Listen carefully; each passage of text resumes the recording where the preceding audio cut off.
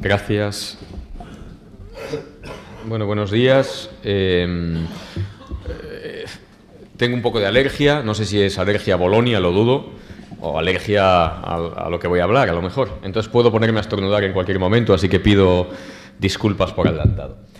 Yo lo que voy a contar es una especie de experiencia, digamos, viva y práctica de la traducción. Yo quiero hablar de la traducción que se me encomendó hace tiempo de un autor, de un filósofo que está vivo, que se llama Richard Swinburne.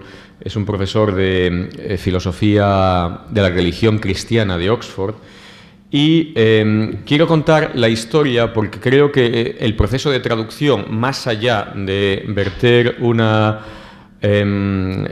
obra de una lengua a otra, supone una reconfiguración de la misma obra por parte del autor. Y voy a comentar qué es lo que ha sucedido. Creo que este es un caso bastante palmario de cómo, en cierto modo, la labor que acometimos desde la editorial San Esteban ha hecho que el propio autor haya cambiado su obra. Y voy a contar un poco cómo ha sido esto, de tal modo que voy a defender, desde mi ignorancia de las bases teóricas de la traducción, el papel de traductor, obviamente, como creador no solo del lenguaje, sino de la misma obra original.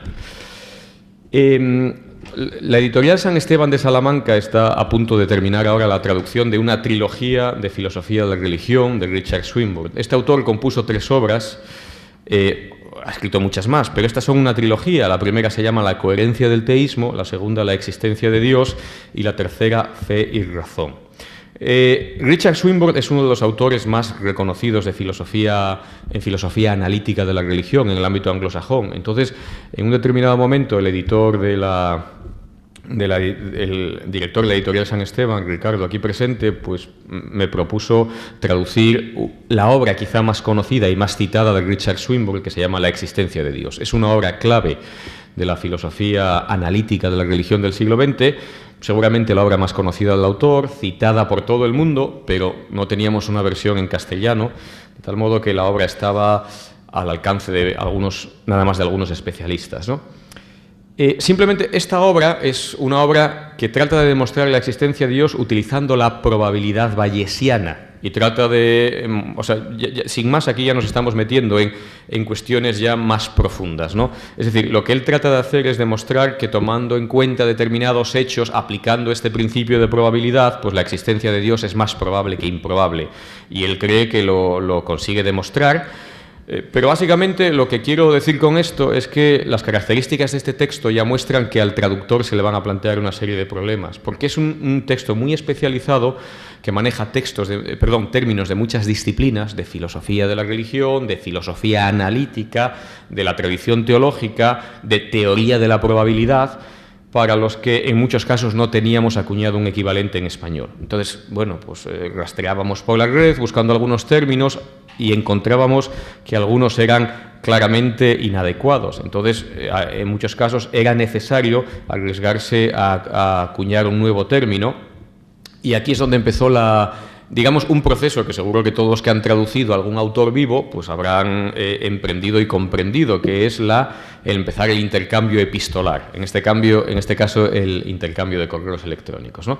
Así que una vez que en mi texto, que podrán leer, están recogidos buena parte de las respuestas que Richard Swinburne me dio a las preguntas que le hacía, desde el año 2009 en adelante. Entonces, yo le pedí permiso al autor para hacer pública esta correspondencia privada, porque me parecía sumamente interesante este intercambio epistolar, no solo relativo a cuestiones semánticas o de traducción, sino a otra serie de cuestiones que iré planteando, ¿no? Entonces, al principio, obviamente, yo le ofrecía la posibilidad de que revisase mi propia traducción, y él me decía que no entendía castellano, con lo cual no podía ser de ninguna utilidad, pero sí me decía que si hay algún pasaje particular que no comprendas o que crees que está equivocado, trataré de explicarte qué tenía en mente o sugerir una versión más clara. Y esto es muy interesante claro, cuando traducimos a un autor que ya no está vivo, obviamente no le podemos preguntar. Entonces, tratamos de comprender, como se ha dicho aquí ya, pues acudiendo a otros textos de la época, contextos, a diccionarios, a traducciones de otras lenguas, etcétera. Obviamente, cuando traducimos literatura, algo parecido, el lenguaje literario tiene unas resonancias que también tiene la filosofía que se llama continental, no la filosofía analítica. Cuando uno traduce a Heidegger, pues no tenemos un único término, pero los filósofos analíticos quieren alcanzar una precisión terminológica y una fidelidad, podríamos decir así, a la mente y a la intención del autor, que se supone que es el dueño del texto. Y esto ya son problemas que aquí tendrán todos los, digamos, teóricos de la traducción, si el lenguaje pertenece al autor y todo este tipo de cosas, que también explico yo a mis alumnos en estética, pero que ustedes conocen de sobra, ¿no? Obviamente la consulta tuvo que empezar muy pronto porque Swinburne pues, acuña algunos acrónimos que al traducirlos al castellano van a ser obviamente acrónimos distintos y se supone que en la medida en que Swinburne no estaba traducido, pues lo que yo tradujese iba a quedar para la historia. Entonces había que tener mucho cuidadito con cómo se traducían ciertos términos, ¿no? Entonces, en alguna ocasión, términos que no aparecían claros, yo buscaba por diccionarios especializados, entonces acudía al autor y le decía, oye, ¿qué quieres decir con este término? Y él me contestaba más o menos, me facilitaba la cuestión y el acrónimo quedaba aquilatado, digamos así.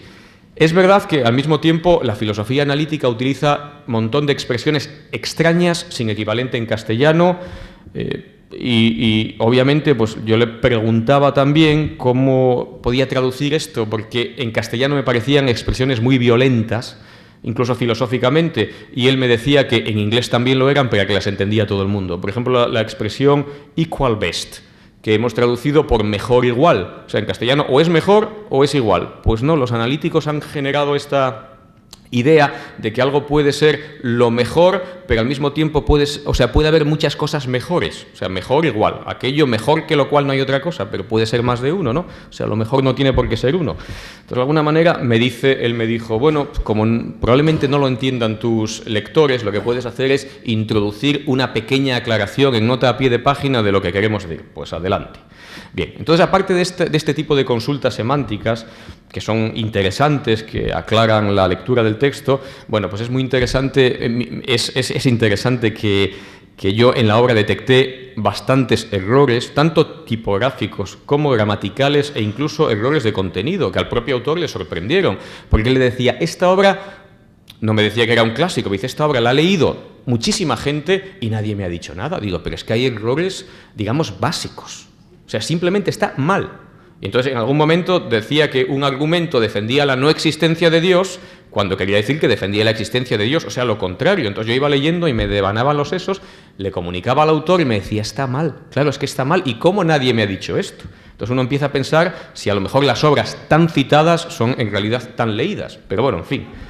Esa es la... Entonces él se decía, bueno, tal, no sé qué, o sea, tú eres un buen lector, y es una cosa que tengo yo a mérito, sí, ser buen lector de pruebas, porque he hecho muchas lecturas, ¿no? Entonces no hacía más que felicitarme por esto. Cuando me decía, bueno, ya no hay ningún error más, voy y le comunico otra, ¿no? Otra, y entonces me contesta, Dear Sixto, oh dear, my proofreading, o sea, oh, Dios mío, es terrible, es terrible. Pero esto es muy interesante, porque la cuestión es que las erratas que yo le iba haciendo llegar, él las comunicaba a la editorial para que fuesen corrigiendo en sucesivas ediciones. Bueno, aquí tenemos entonces la cuestión de en qué medida el traductor no es en cierto modo también un creador, como decía, no solo del lenguaje, en muchas ocasiones tenemos que crearlo porque no existen equivalentes, sino de la misma obra. La obra es constantemente corregida, revisada, aumentada, reescrita mediante estas sugerencias que forman parte de las siguientes ediciones de la obra, pero se incorporan sobre la marcha a las traducciones que se están haciendo a otras lenguas. Es decir, Richard Swinburne me decía, bueno, están traduciendo esta obra al francés, yo le voy a ir mandando tus aclaraciones con las que estoy de acuerdo, ¿no? Entonces, de alguna manera, bueno, esto...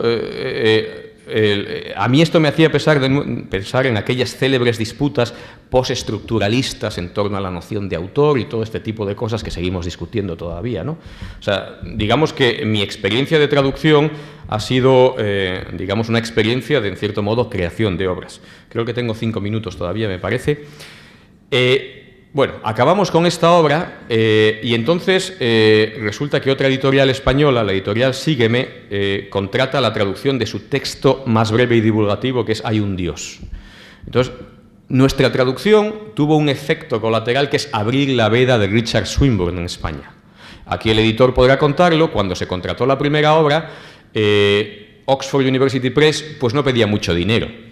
Cuando se tradujo la primera obra, que fue un buen éxito de venta, La existencia de Dios, Oxford University Press dijo, bueno, vamos a pedir algo más, y entonces ya de repente aquello se encareció. Y es muy interesante porque el mismo Richard Swinburne intervino en el proceso de cesión de derechos para que Oxford University Press rebajase los derechos, que eran totalmente enloquecidos, ¿no? O sea, de alguna manera, la labor de traducción, de edición, en cierto modo, revierte también sobre el proceso editorial, creo yo. Bueno, entonces tengo aquí los textos de él. Entonces decidimos, bueno, ya que habíamos empezado con la primera parte de la trilogía, seguir. ¿Cuál traducimos ahora? Consultamos al autor. Y él nos dijo, yo creo que Fe y Razón, el último, la tercera parte de esa trilogía sería la obra más adecuada. ¿Por qué? Porque la coherencia del teísmo, que era la primera parte de la trilogía, le parecía completamente desfasada. Y aquí hay un elemento muy interesante. Porque, claro, era una obra que había escrito en los años 80, pero en esta filosofía analítica de la religión, de los 80 hasta ahora han pasado muchas cosas. Y él decía que ya había debates muy superados, no sé qué, y entonces ahí tenemos algo de culpa nosotros. Le dijimos, ¿y por qué no la reescribes? O sea, es una obra, de alguna manera, que ha sido referencia, la considera superada, pero no podemos dejar la trilogía que no sea una trilogía.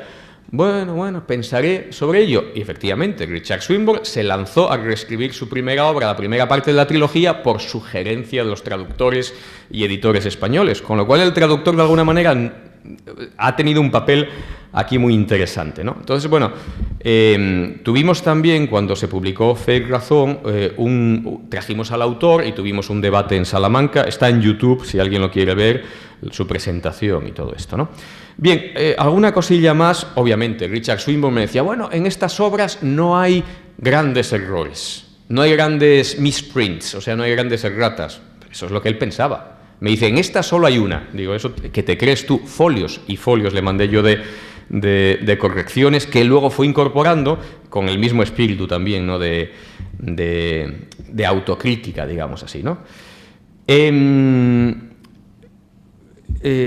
Hay algo más que sí que quería decir. Sí, bueno, toda la cuestión de los derechos la he comentado. Digamos que la última parte, esta, la coherencia del teísmo, y voy a ir terminando, fue una tarea de traducción, a mí me parece la más apasionante, porque fue una tarea de traducción a medida que él iba escribiendo. O sea, él me envió las pruebas de imprenta para que yo empezase a traducir sobre las pruebas de imprenta. Pero obviamente, como he mostrado antes, yo le iba mandando erratas. Él me iba mandando erratas que veía. El traductor francés, que había empezado a escribir al mismo tiempo, él me mandaba las que pillaba el traductor francés. De tal modo que teníamos una primera base, un segundo texto con algunas correcciones añadidas, y finalmente tuvimos el texto impreso que nos mandó Oxford University Press. De tal modo que yo fui traduciendo sobre distintos textos, cambiando constantemente de texto y, en cierto modo, revisando lo que había hecho anteriormente. Y en este sentido, yo reivindico no mi propia tarea creadora, sino la tarea creadora del traductor, porque esta obra final ha sido, obviamente, principalmente obra de Richard Swinburne, pero subsidiariamente obra de todos los que le hemos ido, de alguna manera, haciendo tomar conciencia digamos, de los cambios que había que introducir, ¿no? Algunos errores de bulto, incluso, o sea, cosas de las que eran, digamos, contradictorias. Y en algún momento Richard Swinburne, ante algunas de las aclaraciones que yo le decía, bueno, en inglés esto no está muy claro, pero yo creo que en castellano lo puedes poner tú claro. De alguna manera me encomendaba a mí esta tarea de, bueno, a ver cómo explico yo esto, ¿no? Y, en cierto modo, hasta cierto punto, y en la medida en que yo incorporé más correcciones que a él no le dio tiempo a meter en la versión final del texto que está publicado en Oxford University Press, podría decir, con todas las salvedades, obviamente, y obviamente con toda la humildad posible, que la versión castellana es más correcta que la versión inglesa, que todavía contiene algunas erratas y algunos errores de bulto, ¿no? Entonces, bueno, simplemente con todo esto, que es una experiencia, y ahí en los textos que podrán leer en el texto impreso, pues lo que quiero hacer es, o lo que he querido hacer con esto es presentar, y lo verán en el texto, con bastante detalle el intercambio epistolar, porque yo creo que muestra muy a las claras una parte habitualmente oculta de la intrahistoria de la traducción. Es decir, aquella que concierne al proceso de reescritura de un texto, no solo por parte del traductor. Si la traducción es el texto original o no, que esto lo discutimos mucho en clase también, ¿es la traducción el texto original? Bueno, pues esto aquí hay expertos, ¿no? Es un problema que tienen que discutir los expertos, ¿no? Sino que, digamos, de alguna manera, el mismo autor, a partir de las indicaciones del traductor, caso obviamente de que el autor esté vivo, reescribe su propio texto. De alguna manera, entonces, el traductor yo creo que tiene pues, una importancia capital en la génesis de una obra. Esto es lo que les quería contar. Gracias.